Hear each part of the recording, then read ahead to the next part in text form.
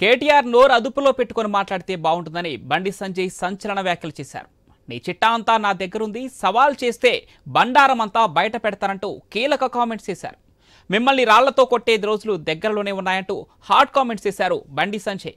కేసీఆర్ పై నిప్పులు చెరిగిన బండి సంజయ్ సీఎం రేవంత్ రెడ్డితో బహిరంగ చర్చకు సిద్ధమని వెల్లడించారు. డేట్ టైం మీరే ఫిక్స్ చేయండి అంటూ సవాల్ విసిరారు. 6 గ్యారంటీలు 15% కమిషన్ పైన చర్చిద్దామన్నారు.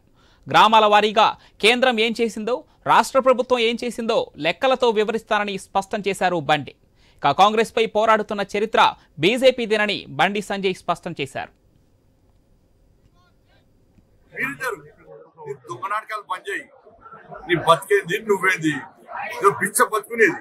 ఇంకా ఆకారం పోలేదు బిడ్డ. నన్ను ఇంకొకసారి అంటే నీ బండారం అంతా నీ మొత్తం నీ చరిత్ర మొత్తం పెట్టబడ్డా మొత్తం డాటా నగర్ సవాల్ చేయనాడు.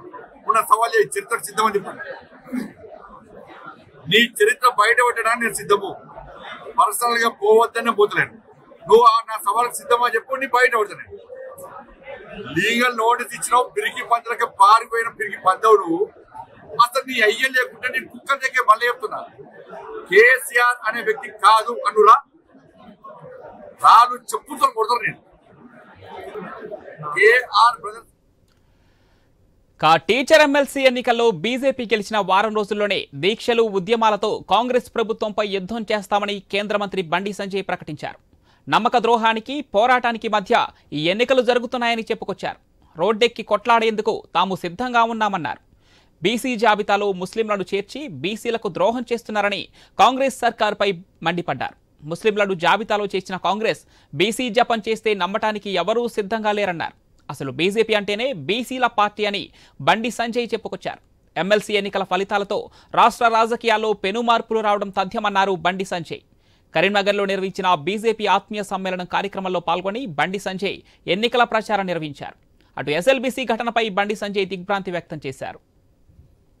రిజల్ట్స్ వచ్చాక వారం రోజుల్లో పనే ఇలా యుద్ధం సాడేస్తాం ఈ ప్రభుత్వం మీద.